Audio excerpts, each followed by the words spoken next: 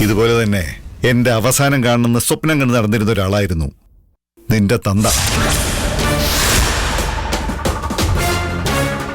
എന്നിട്ട് അവസാനം എന്തായി? ഞാനിവിടെ തന്നെ ഉണ്ട്. നിന്റെ തന്തയോ?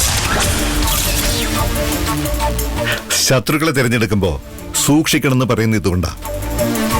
ഈ കാര്യത്തിൽ തെറ്റ് സംഭവിച്ച നിന്റെ ജീവൻ വരെ നഷ്ടപ്പെടാം.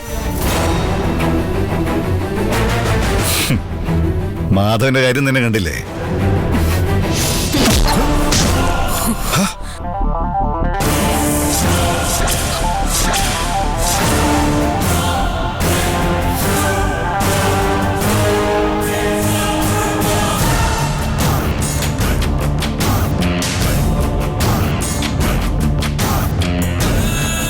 തന്നോട് ഞാൻ പറഞ്ഞതല്ലേ എന്റെ അച്ഛന്റെ പേര് ഉച്ചരിക്കരുതെന്ന്.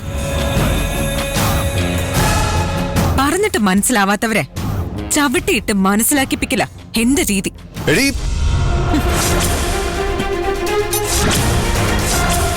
എടാ.